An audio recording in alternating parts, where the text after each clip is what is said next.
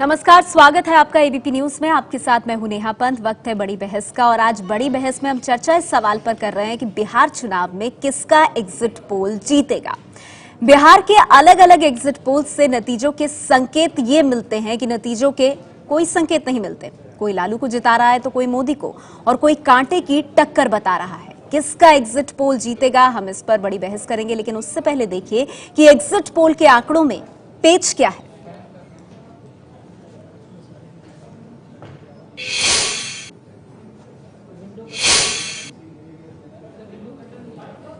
मोदी या नीतीश, दोनों के गठबंधन जीत सकते हैं। दो ऐसे हैं जिनमें लालू और नीतीश जीत रहे हैं और एनडीए की हार बताई गई, और एक है न्यूज 24 चाणक्य का एग्जिट पोल जिसमें एनडीए की स्वीप का अनुमान है। अब बीजेपी की जीत और बीजेपी की हार वाले एक एक एग्जिट पोल को लेकर देखते हैं कि कहीं कुछ ऐसा पेच तो नहीं कि नतीजा ही पलट जाए। तो पहले चाणक्य को उठाइए। यह पोल कहता है बीजेपी गठबंधन को 243 में 155 सीट आएंगी और लालू गठबंधन को सिर्फ 83। इसमें सबसे बड़ा पेच है वोट शेयर। चाणक्य का पोल कहता है कि एनडीए को 46% वोट मिलेंगे और महागठबंधन को 39%। अब सवाल यह है कि पिछले साल लोकसभा चुनाव में जब वो बड़ी वाली मोदी लहर चल रही थी, तब तो बिहार में एनडीए को 39% वोट मिले थे। इस बार ये उससे भी ज्यादा होकर 46% हो जाएंगे, तो ये पिछली बार से भी एक्स्ट्रा 7% आएगा कहां से? मुस्लिम वोट आने के आसार नहीं। यादव वोट भी जो पिछली बार मिल गया वो उससे ज्यादा बढ़ने के आसार तो है नहीं। यादवों के अलावा पिछड़ी जातियों में भी जिन्होंने मोदी को देना है वो लोकसभा चुनाव में भी दे चुके हैं। महिलाओं और युवाओं ने भी लोकसभा में मोदी के नाम पर बीजेपी को पिछली बार ही दे दिया था। अब इन सब के अलावा तो दो तरह के वोट मिलने के ही आसार हैं। एक तो जीतन राम मांझी के समाज का, जो पिछली बार नीतीश के साथ थे और अब एनडीए के साथ हैं। लेकिन जीतन राम मांझी की जाति के लोग ही बिहार में 4% से ज्यादा नहीं बताए जाते। उनमें भी मांझी की वजह से एनडीए में शिफ्ट होंगे तो कितने? दूसरा वो वोटर हो सकते हैं जिन्होंने पिछले साल नीतीश को वोट दिया, लेकिन अब लालू के साथ आने से नीतीश से नाराज होकर बीजेपी के पास चले गए हों। लेकिन लोकसभा चुनाव में तो नीतीश की पार्टी को मिले ही कुल 16% वोट थे। उनमें से कितने चले जाएंगे? और लोकसभा चुनाव से भी ज्यादा वोट बीजेपी को इस बार नहीं मिले तो चाणक्य के एग्जिट पोल में भी बीजेपी नहीं जीतेगी। यह है बीजेपी को जिताने वाले चाणक्य के एग्जिट पोल का पेच। अब नीतीश को जिताने वाले एग्जिट पोल का पेच देखते हैं। एबीपी न्यूज और नीलसन के एग्जिट पोल में 130 सीट के साथ महागठबंधन की सरकार बनने का अनुमान है। इसमें पेच यह है कि 28 अक्टूबर को हुए तीसरे चरण के मतदान में बीजेपी को अपनी सीटें ज्यादा आने का अनुमान है, जबकि एबीपी न्यूज नीलसन के एग्जिट पोल में तीसरे चरण की 50 सीट में नीतीश गठबंधन को 37 और बीजेपी गठबंधन को सिर्फ 13 सीट मिलने का अनुमान बताया गया है। ये 50 सीट जिन 6 जिलों में हैं, वो हैं भोजपुर, बक्सर, नालंदा, पटना, सारण और वैशाली। इसी तीसरे चरण से बीजेपी को वापसी की उम्मीद है। इन 50 सीट में मुस्लिम मतदाता भी 7% से 10% ही हैं, यानी किसी सीट पर मुस्लिम मतदाता नतीजा तय नहीं करेंगे। सबसे बड़ी बात यह है कि पिछले लोकसभा चुनाव में इन 50 सीट में 37 सीट पर एनडीए को ज्यादा वोट मिले थे और 13 पर लालू और नीतीश की पार्टियों को। अब आप कहेंगे लालू और नीतीश की पार्टियां तो तब अलग अलग थी। इन 50 सीट पर लालू, नीतीश और कांग्रेस के 2014 के लोकसभा के वोट जोड़ भी दिए जाएं, तब भी तीनों मिलकर 50 में 28 सीट पर ही बीजेपी से आगे हैं। महागठबंधन के तीनों के वोट जोड़ने के बाद भी एनडीए लोकसभा के वोट के आधार पर 22 सीट पर आगे था। उस पर एक फैक्टर मांझी का भी है। इन 50 में से 40 सीट पर दलित और महादलित वोट की संख्या 15% से 20% है। मांझी अब एनडीए के साथ है। पासवान का हाजीपुर भी इसी इलाके में है। पटना का शहरी इलाका भी इसी फेज में है। लेकिन एबीपी न्यूज नीलसन के एग्जिट पोल के मुताबिक एनडीए को इन 50 में सिर्फ 13 सीट मिलने का अनुमान है। अब पेच यह है कि अगर सिर्फ 11 सीट इधर से उधर हुई तो नीलसन के पोल में महागठबंधन 130 से घटकर 119 सीट पर आ जाएगा और एनडीए भी 108 से बढ़कर 119 पर पहुंच जाएगा। यानी सिर्फ 11 सीट पलटी तो दोनों बराबर।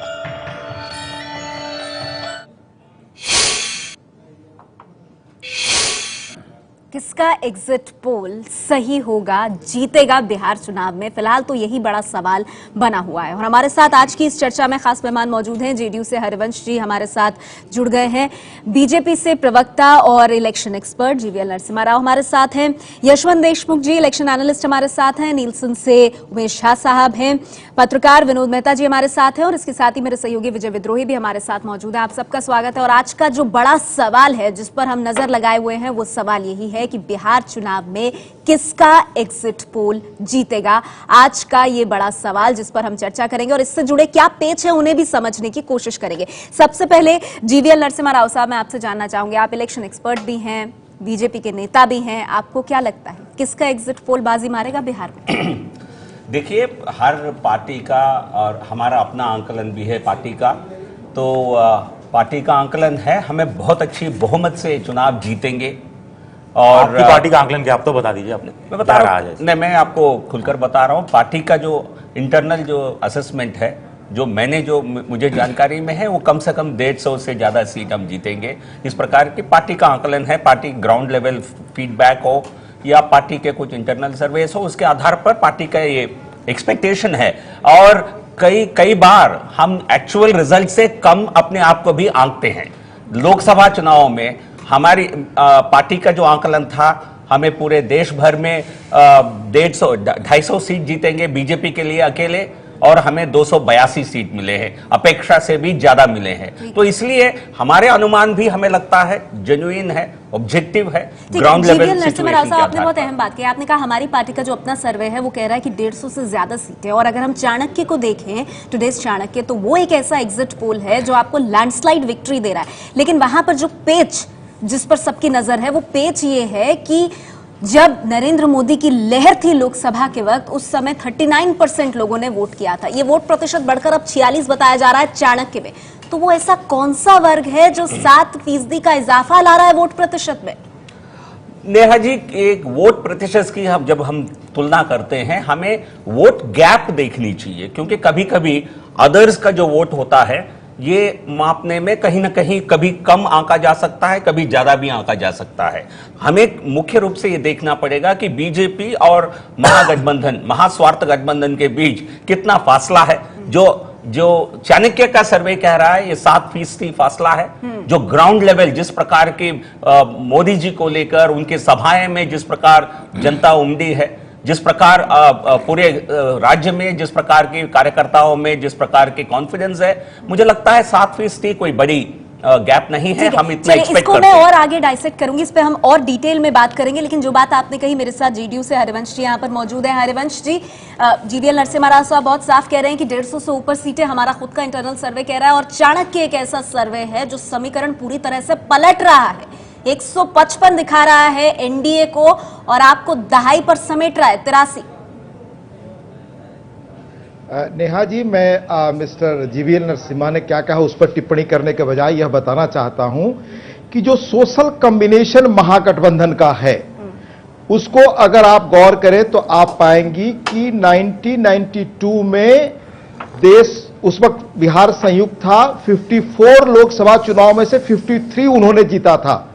2005 में जो बिहार विधानसभा में चुनाव हुए और उसके आगे जो चुनाव हुए 2005 के पहले तक, जब तक एनडीए गठबंधन नहीं बना था नीतीश जी के साथ, तब तक उस सामाजिक समीकरण के तहत कभी भी भारतीय जनता पार्टी को 30-40 सीटों से अधिक नहीं मिला। वो प्रतिपक्ष के नेता नहीं ढूंढ पाते थे, और जो सीटें अधिक मिलती थी वो झारखंड से हुआ करती थी।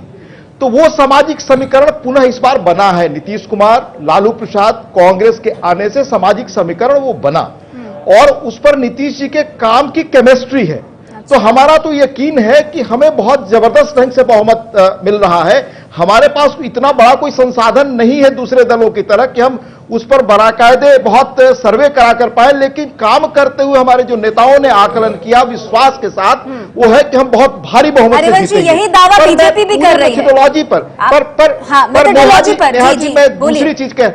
नेहा जी, दूसरी चीज कहना चाहता हूं, मैं पूरे एग्जिट पोल की मेथोडोलॉजी पर कुछ सवाल उठाना चाहता हूं। अच्छा, पहला, यह मैं मानता हूं कि यह कोई साइंटिफिक प्रोसेस नहीं है। अगर होता तो 7 जगह से अगर सर्वे आते हैं उसमें 5 जगह का एक ओपिनियन होता है, 2 का एक ओपिनियन होता है।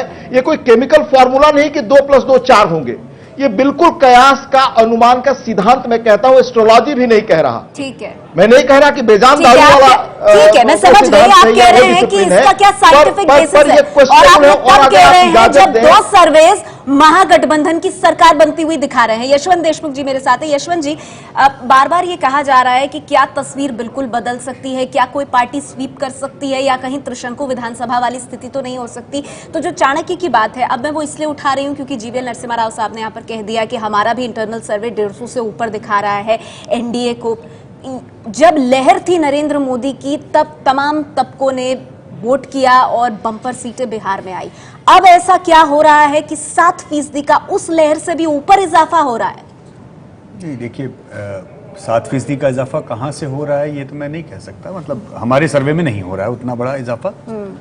जो हमारा आंकड़े हैं उसमें बहुत मॉडेस्ट आंकड़े हैं। हमारे हिसाब से ये कांटे का मुकाबला है। हार जीत का फैसला वो 1-2% से ही होने वाला है। और जितना मेरे पास में जो जानकारी है, मेरे ख्याल से जितने भी बड़े चैनलों पे जो सर्वे पुराने करने वाले लोग हैं, उन सब का आकलन मोर और लेस यही है। आपके भी चैनल का आकलन, नीलसन उमेश जी यहाँ बैठे हुए हैं, उनका भी 2% के आसपास का उनकी भी बढ़त है।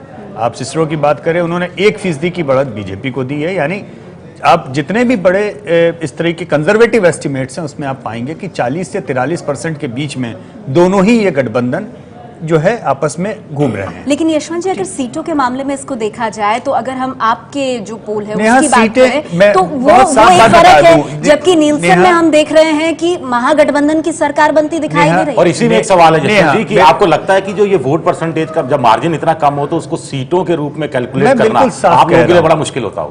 मुश्किल ही नहीं, असंभव है। देखिए मुझे इसमें मैं बहुत साफ ये कह रहा हूं कि जब कोई इलेक्शन बहुत क्लोज हो या कोई चीज कठिन हो बतानी, इसको स्वीकार करने में हेठ ही क्या है कि भाई ये इलेक्शन कठिन था, बहुत क्लोज रहा है, और इसमें इस चीज का आकलन लगा पाना बहुत कठिन है कि कौन आगे निकल रहा है कौन पीछे। कांटे का मुकाबला है, हम ये मानते हैं। और वो जो close margin वाली सीटें, आपको क्लोज लगता है मार्जिन वाली सीटें इस बिहार चुनाव में 70 से 80 सीटें ऐसी हैं जो बिल्कुल 1000-2000 के मार्जिन पे निपटेंगी। अब अगर 1000-2000 के मार्जिन पे निपटने वाली सीटों में जीवीएल भी यहां बैठे हैं, ये भी जानते हैं एक सीट के ऊपर आप 2-2 हजार सैंपल भी करा लीजिए तो भी स्टैटिस्टिकली उनको एग्जैक्टली नापना और बताना कठिन है। मेरा मानना यह है कि जो एग्जिट पोल्स, जितने मेन एग्जिट पोल्स हैं, मैं आउटलायर्स की बात नहीं कर रहा हूं। आउटलायर्स इसलिए कर रहा हूं क्योंकि सही भी होते हैं, गलत भी होते हैं। अगर हम बोलें कि गुनगुना, अगर हम केवल ये बात करें उमेश जी के, हमारे या सिसरो के या सीएसडीएस के पोल में कि भाई बड़ा मुकाबला क्लोज है, बड़ा मुकाबला क्लोज है, 4 एग्जिट पोल्स ने कह दिया कि मुकाबला क्लोज है, तो आपकी हेडलाइन ही नहीं बननी। किसी ना किसी को तो ऐसा कोई एक बवाली चीज बतानी है जिसके ऊपर हेडलाइन बने, तो आप वो एक अलग छोड़ दीजिए। लेकिन अगर गंभीरता के साथ में हम चर्चा करें तो सारे एग्जिट पोल्स के जो 2-3 बहुत क्लियर समीकरण हैं वो ये कि चुनाव क्लोज है, number 1। BJP single largest party बन के बिहार में उभर रही है पहली बार इतिहास में, ये एक महत्वपूर्ण बात है। महिलाओं ने नीतीश कुमार को बढ़ चढ़ के वोट दिया है, सारे एग्जिट पोल्स के ट्रेंड कर रहे हैं, ये बड़ी बात है। युवाओं ने नरेंद्र मोदी के नाम पे बढ़ चढ़ के बीजेपी को वोट दिया है, ये पहली बार महादलित बीजेपी को। 3-4 चीजें आप बता रहे हैं, लेकिन आप कह रहे हैं कांटे की टक्कर है बिहार में, लेकिन जीवीएल नरसिम्हा राव साहब खुद कह रहे हैं भाई हमारा इंटरनल सर्वे तो 150 सीट से ऊपर बता रहा है। तो वो किस आधार पर है? क्या वो सिर्फ और सिर्फ एक चुनावी दावा है या उसके पीछे कोई फाउंडेशन भी है? नीलसन से उमेश झा जी हमारे साथ है। Umesh ji, ABP news Nielsen का ये जो एग्जिट पोल है 130 महागठबंधन को और 108 दिखा रहे हैं हम एनडीए को, लेकिन तीसरे फेज पर बड़े सवाल उठ रहे हैं कि वहां कैसे बीजेपी को 13 सीटें मिल रही हैं। देखिए, उम्मीद ये थी कि पहले 2 फेज़ महागठबंधन की तरफ जाएंगे और तीसरा और चौथा शायद एनडीए की तरफ जाए, पर ऐसा होता नज़र आया नहीं। हमने जो डेटा कलेक्ट किया उसमें फेज़ 3 में नज़दीकी मुकाबला था, लेकिन जो रॉ डेटा आया, लेकिन एज तभी भी महागठबंधन की मिली है। और ये बावजूद इसके है कि अगर हम लोकसभा चुनाव के 2014 के लोकसभा चुनाव के आधार पर बढ़त देखें तो 37 सीटों पर एनडीए की बढ़त थी। बावजूद इसके आप कह रहे हैं अब बदल गया है माहौल। लोग कह रहे हैं उल्टा कर दिया आपने। जिसको 37 देनी चाहिए थी उसको आपने 13 दे दी और जिसको 13 मिलनी चाहिए थी वो 37 पे चला गया। ये देखिए, जिस तरह का डेटा हमने कलेक्ट किया उस हिसाब से तो यही आंकड़े आ रहे हैं। ठीक है। विनोद मेहता जी मेरे साथ है। विनोद मेहता जी, तो कुल मिलाकर ये जो दावे हो रहे हैं, जैसे लालू यादव 190 की बात कर रहे हैं, फिर हंस भी देते हैं उस आंकड़े पर, वो 150 की बात हो रही है, बीजेपी के नेता कह रहे हैं। और जब कल हमारे पैनल पर बीजेपी के नेता आए तो चाणक्य के पोल को कोट किया जा रहा था कि आप उस पोल पर चर्चा क्यों नहीं कर रहे हैं। और यहाँ यशवंत जी कह रहे हैं कांटे की टक्कर, जो कुछ ओपिनियन पोल से सामने आ रही है। तो बिहार में हो क्या रहा है? 150 प्लस सीट अगर किसी भी पार्टी के पक्ष में जाती है तो मतलब दोनों पार्टियों के बीच में वोट शेयर का डिफरेंस 6% होना चाहिए मिनिमम। आपने चाणक्य का जिक्र किया, उनका कहना है कि 7% ज़्यादा है। मेरा सवाल ये कि 7% क्यों ज़्यादा मिले? 39% आपको तब मिला था जब मोदी जी पीक पे थे। एनडीए को 39% तब मिला था जब पीक पे थे, और वो पीक भी ये था कि अगर मोदी जी 1 वोट के लिए अपील कर रहे थे तो 2 मिल रहे थे। 50,000 की जीत की उम्मीद कर रहे थे तो 1 लाख की जीत मिल रही थी। उसके बाद ऐसा क्या हुआ कि बिहार में आपको 7% वोट ज्यादा मिले?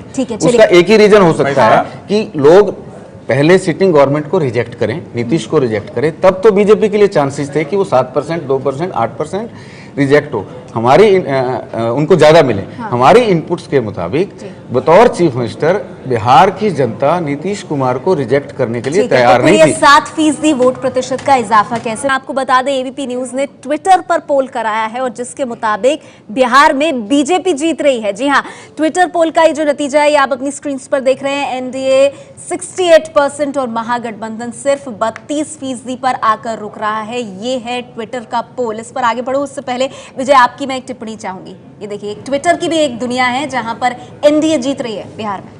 देखिए, ट्विटर हो चाहे फेसबुक हो चाहे इस तरह का मीडिया हो, इस पर कोई भी सर्वे आता है तो मुझे इस पर बिल्कुल यकीन नहीं होता है, क्योंकि इसमें बहुत सारी चीज़ें हैं कि कहाँ ये ट्विटर पर जो लोग कर रहे हैं वो बिहार के ही हैं, जो वोटर हैं या गैर वोटर हैं, इसका कोई हमें नहीं पता।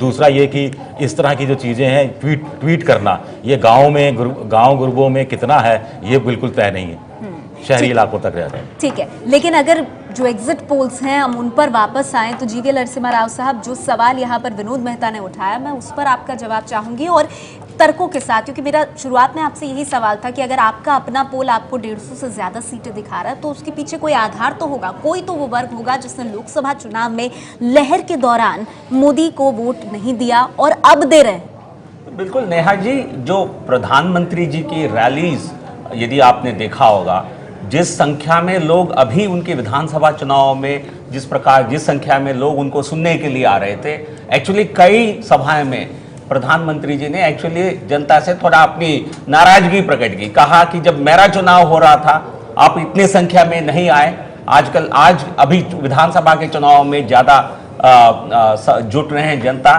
तो इसलिए प्रधानमंत्री जी का अपील लोकसभा समय से 2014 से भी काफी बड़ा है, उनकी लोकप्रियता बड़ा है, नहीं, लेकिन ये कहां से वोटों में तब्दील होगा? देखिए सर, क्योंकि अगर हम यादवों की बात करें, उन्होंने पिछली बार वोट दिया था, इसके अलावा महिलाओं की बात करें, युवाओं की बात करें, वोट दिया था। जो 2 वर्ग हैं जिन पर डिपेंड किया जा सकता है, वो जीतन राम मांझी का जो वर्ग है वो हो सकता है, या जिन्होंने नीतीश कुमार को, नहीं, इसके साथ एक सवाल और भी है, हो सकता है उनके लोग छिटक जाए। नेहा, एक सवाल और भी इसी के साथ जोड़कर जीएल साहब के लिए, कि एक अध्ययन बताता है कि लोकसभा चुनाव के बाद जहां जहां विधानसभा चुनाव हुए हैं उन सब में बीजेपी का वोट प्रतिशत, जीती बेशक है बीजेपी, लेकिन वोट प्रतिशत हर बार गिरा है, 2 से लेकर 2.5% के आसपास गिरा है। ज्यादा गिरा। विजय जी, मैं उसको बता दूं 5 से 7% तक गिरा। मैंने शुरुआती कमेंट में ये कहा, एक टेक्निकल मैंने टिप्पणी किया है, मैं एक बार दोहराऊंगा इसको। ये 46 आपको मिलेंगे या 40 मिलेंगे, इससे कोई ज्यादा परिवर्तन सीटों में नहीं होगा। यदि हमें 42-40 ही मिलती है, मैं आपकी बात मान लेता हूं, यदि 33% जेडीयू गठबंधन को मिलता है, तब भी तस्वीर यही रहेगा, 155 सीट बीजेपी गठबंधन को मिलेगा। तो इसलिए केवल एक नंबर, अगर उस अध्ययन के हिसाब से चला जाए तो 38 से घटकर आप 32-33 में आने चाहिए। नहीं, उनका कहना यह है कि 40 एनडीए और पार्टियों के बीच जो गैप है वही आपको नतीजे में तब्दील करते हैं। तो यदि ये 46 की बजाय ये 40 होगा और राजद गठबंधन का 33 होगा, तब भी स्थिति यही बनी रहेगी। देशमुख जी, आप मानते हैं? समझिए, मेरा मानना यह है कि जो 2014 के समय 45% का महागठबंधन का वोट शेयर था, लगभग 39% का इनका था। उसमें और आज के बीच में अंतर केवल ये पड़ा है, अगर आप सामाजिक समीकरणों की बात करें तो जीतन राम मांझी का वहां से निकलना और महादलितों का बीजेपी को वोट डालना, वो 2 से 3% का एक आप अलायंस जंप मान सकते हैं कि सामाजिक समीकरण के ऊपर ये अंतर पड़ा। लेकिन मैं विजय जी वापस जाना चाहूंगा, एक बहुत इंपॉर्टेंट बात जो बोली गई थी यहाँ पर कि नीतीश कुमार पर से उनके खिलाफ कोई एंटी इनकम्बेंसी का माहौल था या नहीं था। सारे ओपिनियन पोल्स में नीतीश कुमार को सीएम की चॉइस के लिए नंबर 1 बताया गया। पीएम की चॉइस के लिए नरेंद्र मोदी पिछले साल से भी ज्यादा अब लीड ले रहे हैं, ये बात मैं जीवीएल की मानता हूं। तो एक तरह से दो पर्सनालिटीज की पॉपुलैरिटी का आपस में सीधी भिड़ंती जो हमने दिल्ली में भी देखी, और दिल्ली में स्प्लिट वोटिंग में हम लोग ने यही चर्चा मुझे याद है रिजल्ट्स के एक दिन पहले की थी एग्जिट पोल्स के ऊपर नया, और उस समय सारे एग्जिट पोल एक तरफ थे और एक आउटलायर एग्जिट पोल जो है वो बीजेपी को वन वे जीत दिखा रहा था। और हम लोग ने भी उस दिन ये माना था कि देखिए इस तरह के इलेक्शन में जहां पे क्लियर ट्रेंड है आम आदमी पार्टी को लीड है, और उमेश जी इस बात के नीलसन के बैठे हैं वो इस बात को करेंगे कि दरअसल दिल्ली में हमने इसको बावजूद इसके कि हमने आम आदमी पार्टी को एग्जिट पोल में कॉल किया, हम उसे फेलियर मानते हैं क्योंकि हम 67 सीट का अंदाजा छोड़िए, वोट में भी हमारा 5 से 6% के आसपास का आम आदमी पार्टी का वोट शेयर एक्चुअल में और आया। कहीं ना कहीं ये अंतर पड़ा। अंतर इसलिए पड़ा क्योंकि दिल और दिमाग का भेद था। लोगों को केजरीवाल सीएम चाहिए थे, मोदी पीएम चाहिए थे, इसलिए कहीं ना कहीं 6-7% बीजेपी वोटर ऐसे थे जो बाहर जो है वो मोदी जी की जयकार कर रहे थे, लेकिन अंदर जाकर के आप कह रहे हैं कुछ उस तरह का आप बिहार चुनाव में भी देख सकते हैं। तो अच्छा यशवंत, हमारे साथ लगातार दर्शक भी जुड़ रहे हैं जो ऐड करना चाहिए। अखिल यादव एक दर्शक है हमारे जिन्होंने ट्वीट किया है और ट्विटर पर अपनी जो राय दी है वो जरा हम बता दें। मोदी जी और उनके मंत्रियों की धुआंधार रैलियों के बावजूद भी मामला बराबरी का है, तो बीजेपी के लिए आत्मविश्लेषण का वक्त है। इससे पहले कि मैं हरिवंश जी के पास जाऊं, जीवीएल इसका जवाब आप देना चाहेंगे? अब देखिए हर चुनाव में पार्टी अपनी पूरी ताकत से चुनाव लड़ेगी और अपने पास जितने भी नेता हैं उनका सबका उपयोग करेंगे। इसके लिए आप जितने नेताओं को यूज करेंगे उसके मुताबिक आपको इतने सारी ताकत झोंक दी, मंत्री झोंक दिए, प्राइम मिनिस्टर वहां पर आकर 30 रैलियां करके गए, अगर तब भी नेक टू नेक फाइट दिख रही है तो सोचिए ये देखिए कहां से कहां आ गए। तो नेक टू नेक तक गया है ना। अब देखिए ऐसा कई लोगों को लगता है तो भाजपा की जीत होगी तो हमें 250 सीट मिलनी चाहिए, किसी और की जीत 1 सीट से भी होती है तो बहुत बड़ी जीत दिखती है। मैं समझता हूं कहीं ना कहीं ये इस प्रकार की आंकलन सही नहीं है। जीत होती है, हर पार्टी अपने ताकत के अनुसार हर चुनाव में सीरियसली लड़ती है, हमने वही किया है। ठीक है हरिवंश जी, मैं आपसे जानना चाहूंगी, 2 सर्वेज ऐसे हैं जिसमें एबीपी न्यूज नीलसन का भी है जो महागठबंधन की सरकार बनाता हुआ दिख रहा है, लेकिन ऑन एन एवरेज अगर आप एक निचोड़ लें तमाम सर्वेज का तो बड़ा कांटे का मुकाबला लग रहा है। मतलब 119, 117 ये त्रिशंकु विधानसभा की तस्वीर भी दिखा रहा है, तो ये ऑप्शंस भी हैं आपके दिमाग में या नहीं? नेहा जी, पहले मैं स्पष्ट कर दूं कि कोई त्रिशंकु विधानसभा नहीं होने जा रही है, और 2 तथ्यात्मक सूचनाएं मैं आपको देना चाहूंगा किस आधार पर मैं यह कह रहा हूं। आप याद करें लोकसभा चुनाव के तत्काल बाद जब भारतीय जनता पार्टी को और मोदी जी को भारी वोट मिले थे, अप्रत्याशित समर्थन मिला था, तब उसके ठीक 1-2 महीने बाद बिहार विधानसभा के 10 उपचुनाव हुए। उन 10 उपचुनावों में 6 लालू प्रसाद और नीतीश कुमार के दोनों गठबंधन ने चुनाव जीता, और 6 के आगे 2 सीटों पर बहुत कम वोट से हार गए। अगर वहां स्थिति ठीक रही होती तो 8 सीट जीतते। यह सामाजिक समीकरण की स्थिति तब थी जब नरेंद्र मोदी जी की सरकार बन चुकी थी और लोकप्रियता के शिखर पर थे, उसके ठीक 2 महीने बाद। ठीक है। दूसरी तथ्यात्मक सूचना मैं आपको देना चाहूंगा, अभी मुझे श्री मनोज झा ने जो आरजेडी के प्रवक्ता हैं उन्होंने एसएमएस किया कि एक्सिस ने सर्वे किया था, जो एक टीवी चैनल के लिए किया था वो दिखाया नहीं गया, अभी उन्होंने अपनी वेबसाइट पर दिखाया, उसको नीचे कर लिया, फिर उसमें महागठबंधन को 183 सीटें दे रहे हैं। अच्छा। पर मैं इससे आगे की बात करता हूं क्योंकि यशवंत जी और कई लोग वहां बैठे हुए हैं, वो इस निष्कर्ष को बता पाएंगे। औसतन बिहार में एक विधानसभा क्षेत्र में लगभग 2.25 लाख वोटर होते हैं। आप कितने लोगों से बात करते हैं? बिहार में इतनी डाइवर्सिफाई चीजें हैं, इतनी विविधता है पॉपुलेशन में कि बिल्कुल गरीब वो तो बात ही नहीं करते, अपने दिल की बात आपके सामने नहीं बताते। महिलाएं जो घरों से निकलती हैं, जो बुजुर्ग हैं, वो तो आपसे कुछ भी शेयर नहीं करेंगे, और बड़ी तादाद में आपने देखा महिलाओं ने वोट किया है। तो इस इसके तरह की बावजूद चीजें बिहार में है और पोल खत्म होता है। 57 सीटों पर चुनाव खत्म हुआ अंतिम फेज में, हाँ। लगभग 25% से टोटल सीटों के अधिक, और आप 1 घंटे बाद बता रहे हैं ठीक है, कि ये परिणाम हो रहा है। एक छोटे तो दोनों मैं पॉइंट्स ले methodology लेते नहीं हैं समझ पाता कि जीवीएल, scientific जीवीएल, चीजें पहले हैं। आपका अब जवाब देखिए- फिर यशवंत के पास जाऊंगी। हाँ अब जी। देखिए, लोकसभा ये बात हर चुनाव में राजनेता कहते हैं, बट लेकिन लोकसभा चुनाव में बिहार में हमें मिले हैं, एनडीए को 31 सीट मिले हैं, जेडीयू को 2 सीट मिले हैं। लगभग सभी पोल्स ने इसकी दिशा सही पाई है, सही उन्होंने आंका है। तो इसलिए ये कहना बिहार बिल्कुल अलग है, हर राज्य की अपनी अपनी स्पेशलिटी है, यूनिकनेस है, बट लेकिन एक छोटा सैंपल से आधार पर भी यदि इसकी स्प्रेड अच्छा हो, आई थिंक आंकलन किया जा सकता है। और बहुत समय के बाद मैं एग्जिट पोल्स में इतनी बड़ी अंतर देख रहा हूं, तो ये अच्छा। एक ठीक है, एग्जिट पोलस्टर्स को भी ये एक एक आप सोचने का बात विषय करें, है। लेकिन यशवंत जी, जो हरिवंश जी यहाँ पे पूछ रहे हैं कि भाई कितने लोगों से आप बात करते हैं, और कई लोग ऐसे हैं, जैसे उन्होंने महिलाओं का फैक्टर बताया कि वो लोग आकर के बड़ी तादाद में वोट करके गए, युवा करके गए। तो अभी क्या हो रहा है, दोनों पार्टियां भले उसको चुनाव के तरीके से आप देखें, भारी जीत का दावा कर रही है, मतलब स्वीप करने की बात कर रही है। कांटे की बात तो कोई मानने को तैयार ही नहीं है इसमें। दावा कर रहे हैं, उनके अपने आकलन हैं। मैं ये तो नहीं कह सकता कि हरिवंश जी का आकलन गलत होगा या जीवीएल का गलत होगा। जीवीएल पुराने पोस्टर रहे हैं, हरिवंश जी मेरे पुराने संपादक रहे। भाई मैं अपने मेंटर्स में से मानता हूं, मैं बहुत ज़्यादा आदर करता हूं। एज ए पॉलिटिशियन आज पहली बार शायद हमारा आमना सामना हो रहा है, इसकी जिम्मेदार आप हैं अपने यहाँ। अदरवाइज हम लोग मैं एक पत्रकार और इनसे संपादक के नाते ही इनसे मैं हमेशा अपनी बात करता हूँ। जो पोलिंग और मेथोडोलॉजी के ऊपर तो खैर मैं नहीं जाना चाहूँगा, क्योंकि मुझे लगता है कि वो सवालों का जवाब कई बार दिया जा चुका है, हर बार वो उठता है। उसके बजाय ज्यादा बेहतर ये होगा कि हम ट्रेंड की बात करें। हरिवंश जी ने जितनी बातें कही वो सारी बातें मैंने अपने पोल्स के हवाले से पहले ही बोली कि महिलाएं नीतीश कुमार को वोट दे रही हैं, हमने इस बात को बोला।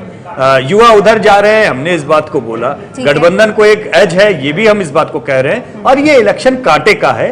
हाँ, वोट शेयर में कांटे का है, सीट शेयर में कभी कभी 1-2% भी डिस्प्रपोर्शनेट रिजल्ट देते हैं। सीटों के मामले में इसको भी हम हमेशा कहते हैं कि सीटों का आकलन ये कोई एग्जिट पोल का हिस्सा नहीं है, नहीं है। हर बार हम ये कहते हैं कि सीट शेयर। मुझे एक ब्रेक लेना होगा, लेकिन वो 11 सीटों की बड़ी बात हो रही है कि 11 सीटों का अगर हेरफेर हो जाता है, इधर से उधर हो जाती है, तो फिर दोनों ये जो गठबंधन है ये एक ही लेवल पर आ जाएंगे। क्या ये संभव है? चर्चा का ये आखिरी चरण और मेरे पास सीमित समय है। सबसे पहले विनोद मेहता जी, मैं आपसे जानना चाहूंगी, ये जो चुनाव के नतीजे हैं, क्या लग रहा है ये तमाम चर्चा के बाद, क्या एक पार्टी की तरफ, एक गठबंधन की तरफ लहर जाती हुई दिखाई दे रही है या कांटे की नहीं, टक्कर? अगर हम सारे सर्वेज को देखें और आपके प्री ओपिनियन पोल्स का भी अगर पोस्टमार्टम करें और उसको असेस करें, तो मुझे लगता है जो एसी नीलसन का एग्जिट पोल है वो काफ़ी बैलेंस अप्रोच के साथ रखा गया है। उसमें सारे प्लस माइनस को ध्यान में रखा गया है कि अगर थोड़ा इधर होता है तब सीटों का कितना फर्क पड़ेगा,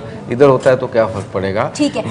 2% का जो मार्जिन है, बिहार में 2% की वैल्यू ज़्यादा है क्योंकि वहाँ सीट्स बहुत, वोटर्स ज़्यादा है। एक सीट पे 3 लाख के औसत है वोटर्स की, तो 2% के हिसाब से अगर डिफरेंस है तो ये 130 सीट काफ़ी बैलेंस अप्रोच के साथ है। और अगर डिफरेंस ज़्यादा है तो मुझे लगता है कि फिर महागठबंधन की सीटें बढ़ सकती। ठीक है जीवीएल, इस पर मैं आपकी टिप्पणी चाहूंगी। आप इसे कांटे की टक्कर क्यों नहीं मान रहे हैं, जबकि ज्यादातर एग्जिट पोल यही दिखा रहे हैं? अब देखिए, पोलस्टर्स का भी कहीं ना कहीं जर्नलिस्टिक असेसमेंट की तरफ ध्यान खींचता है कभी कभी।